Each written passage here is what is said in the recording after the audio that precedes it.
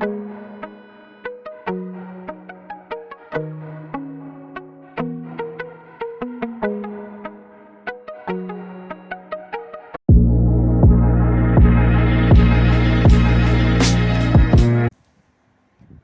दोस्तों, एक बार फिर से स्वागत है आप सभी का अपने चैनल टारगेटेड फन पे। मैं हूं अमृता और आज इस टॉपिक पे हम चर्चा करने वाले हैं वो है टीजीटी बायोलॉजी का LT grade, GIC, PGT, MSc या बीएससी का टॉपिक ब्रायोफाइट्स। काफ़ी ब्रॉडर सेंस में ये टॉपिक यूज़ होता है क्योंकि आपके जो कई सारे एग्जामिनेशन हैं जिनको अभी हमने मेंशन किया वो सभी उन सभी एग्जामिनेशन में टॉपिक से कई सारे क्वेश्चन आपने देखे होंगे, ठीक है। और उम्मीद है कि अपने आने वाले एग्जामिनेशंस में इस टॉपिक से कई सारे क्वेश्चन आप देखें। तो आज इस टॉपिक पे ब्रायोफाइट्स के हम डिस्कशन करेंगे वह फ्यूनेरिया की सेक्सुअल रिप्रोडक्शन के बारे में। और बेसिकली आज हम बात करने वाले हैं डेवलपमेंटल स्टेजेस ऑफ आर्चिगोनियम, यानी कि आर्चिगोनियम जो है उसका स्ट्रक्चर कैसा होता है और किस तरीके से कौन से स्टेप्स से जो है आर्चिगोनियम का डेवलपमेंट जो है वो देखने को मिलता है। तो यहाँ से कई सारे क्वेश्चन है जो आपके TGT biology, LT grade, GIC, PGT, MSc या बीएससी में आ चुके हैं। तो अगर आप भी हमारे साथ मिल करके बायोलॉजी की प्रिपरेशन करना चाहते हैं तो ज़रूर सब्सक्राइब करें हमारा यूट्यूब चैनल टारगेटेड फन। और अगर आप टेलीग्राम के माध्यम से हमसे इंटरेक्ट करना चाहते हैं, डेली पीडीएफ क्वेश्चन और स्टडी मटेरियल लेना चाहते हैं तो ज़रूर जुड़े हमारे Telegram channel target TGT PGT biology के साथ में, जिसका लिंक आपको डिस्क्रिप्शन बॉक्स में मिल जाएगा। इसके अलावा कई सारी बॉटनी की वीडियोस, क्योंकि अभी एक क्रम लेकर हम चल रहे हैं और क्रम के अंतर्गत अभी हम बायोलॉजी का टॉपिक कवर कर रहे हैं, जिनमें हम बॉटनी के कई सारे सेक्शन हैं जिन्हें हम स्टडी कर चुके हैं ऑलरेडी, जिनमें वायरसेस, बैक्टीरिया, ठीक है, विटेकर का 5 किंगडम क्लासिफिकेशन पढ़ा था हमने, एल्गी और फंजाई के बारे में ऑलरेडी हम डिस्कस कर चुके हैं, ठीक है। अभी ब्रायोफाइट्स कर रहे हैं स्टडी और उसके बाद फिर हम टेरिडोफाइट्स के टॉपिक पे आएंगे और जैसे ही बॉटनी का सेक्शन ख़त्म होता है फिर हम आपके जूलॉजी के सेक्शन को स्टार्ट करेंगे, ठीक है। तो थोड़ा सा धीरज बनाए रखें क्योंकि हम अपने टॉपिक को एकदम ब्रॉडर सेंस में यहाँ पे डिस्कस करते हैं, ठीक है। तो कई सारी जो वीडियोस हैं जो आपके बायोलॉजी बॉटनी की जो इम्पोर्टेंट है आपके एग्जामिनेशन पर्पसेस से, तो उसका लिंक आपको डिस्क्रिप्शन बॉक्स में दिया हुआ है। अगर आप बॉटनी की और भी ज़्यादा वीडियो जो है वो लेना चाहते हैं तो आपको हमारी बॉटनी की प्लेलिस्ट में विज़िट करना होगा, जहाँ पे कई सारे टॉपिक हैं जो आपके एग्जामिनेशन से रिलेटेड है, जहाँ पर जा कर के आप सारी वीडियोज़ को देख सकते हैं। तो दोस्तों ये थी जनरल इन्फॉर्मेशन जिनके द्वारा आप अपनी तैयारी के स्तर को और भी ज़्यादा व्यापक बना सकते हैं। चलिए अब आते हैं आज के टॉपिक के ऊपर, यानी कि फ्यूनेरिया के अंदर सेक्सुअल रिप्रोडक्शन यानी कि आर्चिगोनियम के जो स्ट्रक्चर है उसके बारे में और उसकी डेवलपमेंटल स्टेजेस के बारे में आज हम डिस्कशन करेंगे। तो रिप्रोडक्शन के बारे में ऑलरेडी हम बात कर चुके हैं कि फ्यूनेरिया के अंदर जो रिप्रोडक्शन होता है वो 2 मेथड से होता है। पहला होता है वेजिटेटिव मेथड और दूसरा होता है सेक्सुअल मेथड, ठीक है। तो सेक्सुअल रिप्रोडक्शन के अंतर्गत आज हम बात करेंगे सेक्सुअल रिप्रोडक्शन इन फ्यूनेरिया और आर्चिगोनियम के स्ट्रक्चर के बारे में। तो ये जो आप यहाँ पे यहाँ पे आप पूरा जो पैराग्राफ देख रहे हैं, ठीक है, इनमें देखिए सेक्सुअल रिप्रोडक्शन होती है फ्यूनेरिया के अंदर गैमेट्स टाइप, जिनमें फीमेल गैमेट यानी कि जो एग होता है that is non motile and generally larger in size as compare to male, ठीक है। ये चीज़ हमने पढ़ी थी ऑलरेडी। इसके साथ हमने पढ़ा था कि यहाँ पर जो मेल गैमेट है उसको एंथ्रीडियम कहा जाता है, फीमेल गैमेट को आर्चिगोनियम के नाम से जाना जाता है, ठीक है।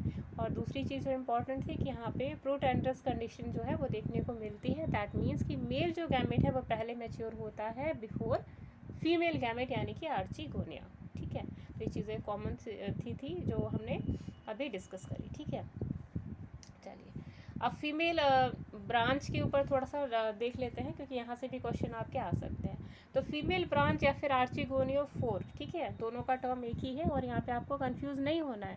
आर्चिगोनियोफोर बोला जाए या फिर फीमेल ब्रांच बोला जाए, both are similar in sense, ठीक है। देखिए फीमेल ब्रांच जो होती है वो मेल ब्रांच के बिल्कुल नीचे के सेक्शन से अराइज करती है। देखिए आपका मेल गैमेटोफोर है, यहाँ पे क्या है, लीव्स है, सेसाइल लीव्स, ठीक है। तो यहाँ से बिल्कुल बेस से जो है वो फीमेल ब्रांच है वो अराइज करेगी। तो अगर आप लॉन्गिट्यूडनल सेक्शन देखिए फीमेल ब्रांच का, तो कई सारे आर्चिगोनिया जो होते हैं वो पैराफाइसिस के द्वारा इंटरमिंगल्ड होते हैं, यानी कि यह आपको दिख रहा है फीमेल आर्चिगोनिया, ठीक है। तो इसके साइड में कई सारे जो होते हैं पैराफाइसिस प्रेजेंट होते हैं। तो इस टाइप का जो है वो स्ट्रक्चर नज़र आता है longitudinal section of female branch, ठीक है। तो यह जो आर्चिगोनिया होते हैं जनरली क्लस्टर में होते हैं और एक ग्रुप में नज़र आते हैं, और ग्रीन कलर की जो फॉलियोज लीव्स होती हैं जिन्हें पेरिकेटल लीव्स कहा जाता है, ठीक है, उनके द्वारा घिरी हुई होती है, ठीक है, कुछ इस प्रकार से, जो आगे चलकर हम अभी डिटेल में डिस्कस करेंगे, ठीक है। आर्चिगोनियल क्लस्टर जो होता है वो पेरिकेटल लीव्स के द्वारा कवर्ड होता है, और यही जो अरेंजमेंट होती है इसे पेरिकिडियम कहा जाता है, ठीक है। तो आपको ध्यान रखना है, आपके एग्जाम से पूछा जा सकता है कि फ्यूनेरिया के केस में पेरिकिडियम का क्या मतलब होता है। तो आर्चिगोनिया जो होती है क्लस्टर में जब सराउंडेड होती है पेरिकेटल लीव्स के द्वारा, तो यही जो कंडीशन है वो पेरिकिडियम कहा जाता है, ठीक है। चलिए, इतना आपने समझ लिया होगा। चलिए आगे देखते हैं। देखिए, अब है आर्चिगोनिया का स्ट्रक्चर, जो हमने अभी डिस्कस किया उसको थोड़ा सा और थोड़ा, अभी तो हमने ब्रांच के बारे में पढ़ा ना, आर्चिगोनियम फोर के बारे में। अब हम स्ट्रक्चर ऑफ आर्चिगोनियम के बारे में यहाँ पे पढ़ेंगे। तो एक मैच्योर आर्चिगोनियम जो होता है वो कैसा होता है, फ्लास्क शेप, यानी कि सुराही की तरह या फ्लास्क की तरह नज़र आता है, ठीक है, जो कि फीमेल ब्रांच जो है वो एक मैसिव स्टॉक के द्वारा अटैच होता है मेल गैमेटोफोर प्लांट से, ठीक है, मेल गैमेटोफाइट प्लांट से। और यहाँ पर एक elongated slender neck like basal globule portion present होता है, जिसे वेंटर कहा जाता है। ये वाला सेक्शन जो आप देख रहे हो ना, ये वेंटर कहा जाएगा, ठीक है। नेक यहाँ पे स्लाइटली ट्यूबुलर होता है, ट्विस्टेड और सिंगल लेयर्ड होता है, और 6 vertical rows of neck cells के द्वारा ये कवर्ड होता है, ठीक है। जो आप देख रहे हैं, ये जो आप देख रहे हैं ना, ये तो यहाँ पर ये जो आप देख रहे हैं ये नेक है, ठीक है। तो यहाँ पे 6 जो नेक सेल्स होती है इसके द्वारा ये एनक्लोज्ड होता है। यहाँ पर रुकिए, इसको थोड़ा सा हम आपको बड़ा करके साइज में दिखाते हैं, ठीक है। देखिए, सॉरी, यहाँ पे देखिए आपको नज़र आएगा कि यहाँ जो ब्लैक कलर का आप आर्चिगोनिया देख रहे हैं, तो ये 6 या 7 सेल्स की एक गुच्छे के द्वारा अरेंज्ड होती है, यानी आप कहें कि एक कवरिंग प्रेजेंट होती है स्लिम सी, ठीक है। चलिए नेक्स्ट देखिए। नेक्स्ट है कि ये जो नेक सेल्स होती है ना, वो इनके साइड में भी आपको 10 या 10 से ज़्यादा नेक कैनाल सेल्स मिलती हैं, जो कि कवर करके रखती हैं इन्हें। ये जो आप देख रहे हैं ना यहाँ पर, इस तरीके से अगर आप एनलार्ज करके इसको देखें तो आपको ऐसा नज़र आएगा, ये आर्चिगोनिया, ठीक है। यहाँ पे क्या है, नेक सेल्स प्रेजेंट है, इसके ऊपर ऐसे करके एक और लेयर प्रेजेंट होती है, और जिसे कहा जाता है नेक कैनाल सेल्स, ठीक है। तो इनका काम क्या होता है, नेक कैनाल सेल्स का प्रोटेक्ट करना काम होता है इनर कैनाल सेल्स को, ठीक है। वेंडर वॉल जो यहाँ पे होती है वो 2 लेयर्ड थिक होती है, कुछ इस प्रकार से, ठीक है। और एग सेल्स जो होती है बिल्कुल सेंटर में प्रेजेंट होती है, ठीक। वेंडर कैनाल सेल जो होती है बिल्कुल इसके नीचे ही सिचुएटेड होती है, ठीक है। चलिए आगे देखें। चलिए अब डेवलपमेंट ऑफ आर्चिगोनियम के बारे में बात करते हैं, जो कि थोड़ा बहुत यहाँ पे सिमिलैरिटी देखने को मिलती है डेवलपमेंट ऑफ आर्चिगोनियम और एंथ्रीडियम के साथ में, ठीक है। तो थोड़ा सा सिमिलैरिटी मिलेगी, थोड़ा सा डिफरेंस मिलेगा। तो क्या डिफरेंस है, चलिए देखते हैं। तो डेवलपमेंट जो होता है आर्चिगोनियम का, स्टार्ट होता है एक सिंगल सेल से, ठीक है, जिसे कहा जाता है आर्चिगोनियल इनिशियल, ठीक है। यही सिमिलैरिटी होती है जो आपको दिखाई देता है डेवलपमेंट ऑफ एंथ्रीडियम के साथ में। तो दोनों के बीच में जो पहला सिंगल सेल होता है जहाँ से डिवीजन स्टार्ट होती है, वो होती है आर्चिगोनियल इनिशियल सेल, ठीक है। यही जो सेल है आगे चल करके 2 पार्ट्स में डिवाइड होती है, जैसे कि आप इमेज नंबर C में देख रहे हैं, ठीक है। ये 2 पार्ट्स में डिवाइड होती है। कैसी डिवाइड होती है, तिरछा डायगोनली या ट्रांसवर्सली डिवीजन यहाँ पे देखा जाता है, ठीक है, जैसा कि आप इमेज में देख रहे हैं। बेसल सेल जो स्टॉक सेल होती है, जो टर्मिनल सेल होती है, रुकिए आपको ऐसे करके दिखाते हैं। ये जो नीचे आप देख रहे हैं ना, ये आपकी होगी बेसल सेल, ठीक है। और ये जो अपर सेल आप देख रहे हैं ना, ये आउटर सेल कहलाती है, ठीक है।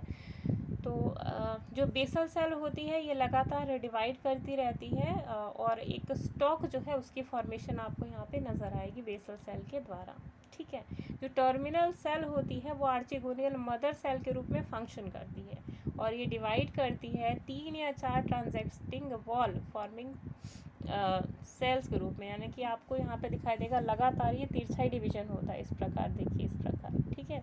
तो आपको एक ये जो आपने देखा ये तो क्या था, बेसल सेल का डिवीजन था जिन्होंने स्टॉक को जन्म दिया, ठीक है। अभी ये क्या था, आउटर सेल। ये जब लगातार डिवाइड करती है टर्मिनल सेल, तो यही आर्चिगोनियल मदर सेल का जो प्रोडक्शन है वो करती है, ठीक है, इनकी फॉर्मेशन में हेल्प करती है। नेक्स्ट है, यही जब डिवाइड करती है 3 इंटरसेक्टिंग वॉल्स के रूप में, देखिए यहाँ पर 3 सेल्स के रूप में डिवाइड हुई ना इंटरसेक्टिंग वॉल्स के साथ में, और 3 पेरिफेरल सेल्स जो है यहाँ पे प्रेजेंट होती है या फॉर्म्ड होती हैं, और जिनका टेट्राहेड्रल एक्सियल टेट्राहेड्रल स्ट्रक्चर आपको नज़र आएगा, देखिए कुछ इस प्रकार से ऐसा, ठीक है, इस टाइप का स्ट्रक्चर आपको नज़र आएगा, देखिए यहाँ पर, ठीक।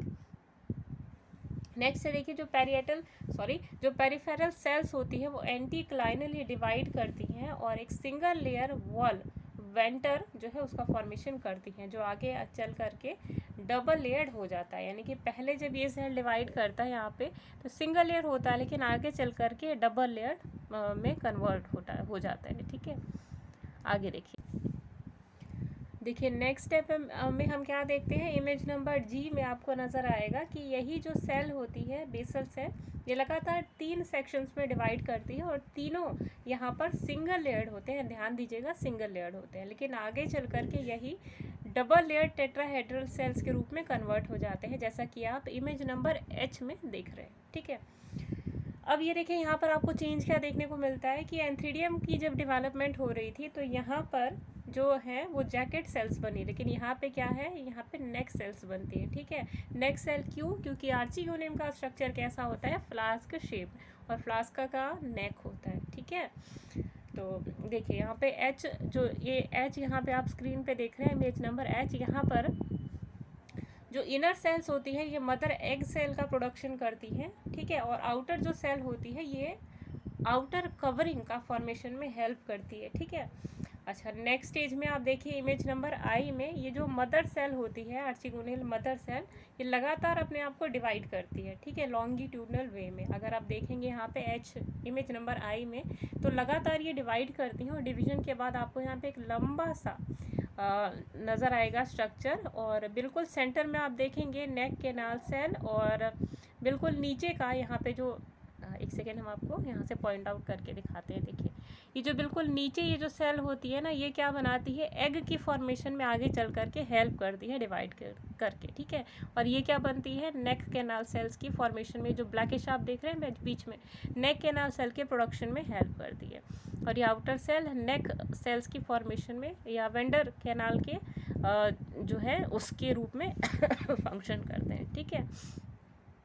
फाइनली जब ये पूरे तरीके से डिवाइड हो जाते हैं और डेवलप करते हैं कि मैच्योर आर्चिगोनियम का जब फॉर्मेशन होता है, तो यहाँ पे आपको इमेज नंबर के लाइक स्ट्रक्चर का जो है वो नज़र आएगा, ठीक है। यहाँ पे आपको क्या दिखाई देगा, स्ट्रक्चर को बहुत ही बेहतर तरीके से याद कीजिएगा, क्योंकि यहाँ से भी कई सारे क्वेश्चन आपके एग्जाम्स में बनते हैं, ठीक है। देखिए कैसा स्ट्रक्चर है, जब ये फुल्ली मैच्योर हो जाता है, यानी कि फुल्ली डेवलपमेंट इसके अंदर हो जाती है, तो बिल्कुल नीचे जो आपको बहुत सारी सेल्स का डबल ट्रिपल लेयर सेल्स का एक बास्केट की तरह नज़र आएगा स्ट्रक्चर, जिन्हें वेंडर सेल्स कहा जाता है, ठीक है। वेंडर सेल्स के अंदर आपको एक तलवार स्वॉर्ड लाइक स्ट्रक्चर कुछ इस टाइप से नज़र आएगा, दिख रहा है आपको यहाँ पे, ठीक है। ये उसके बाद फिर बिल्कुल नीचे आपको एग नज़र आएगा, जो आर्चिगोनिया जिसे कहा जाए, आर्चिगोनियम जो है उसके अंदर ये एग सेल होता है, ठीक है। एग सेल ही आगे चल कर के फ्यूज़ करता है एंथ्रोजोइड्स के साथ में, ठीक है, ये भी आपको ध्यान में रखना है। उसके ठीक ऊपर वेंडर कैनाल सेल होती है, ठीक, उसके जस्ट ऊपर नेक कैनाल सेल्स होती हैं, और उसके बिल्कुल ऊपर नेक, ये जो आप स्ट्रक्चर देख रहे हैं ये आपका नेक सेल कहलाता है, ठीक है। तो उसके भी फॉर्मेशन में हेल्प करती हैं। तो ये आपको कैसे दिखाई देगा, एंथ्रीडियम यहाँ पे आपको फ्लास्क शेप नज़र आ रहा है, ठीक है। नेक है यहाँ पर, क्योंकि लंबा है ना, लंबा सा स्ट्रक्चर आप देख रहे हैं, तो ये नेक है, उसकी फॉर्मेशन में हेल्प करती है ये नेक कैनाल सेल्स, ठीक है। चलिए, तो यहाँ पर बिल्कुल लास्ट में जो इस टाइप का स्ट्रक्चर का फॉर्मेशन होता है, तो यहाँ पर आपने देखा डेवलपमेंट ऑफ आर्चिगोनियम के बारे में, ठीक है। तो मेरे ख्याल से जो भी आपका डाउट्स है वो क्लियर हुआ होगा। एक बार 5 मिनट का रिकैप करते हैं, फिर आज की वीडियो को यहीं पर विराम देते हैं। चलिए।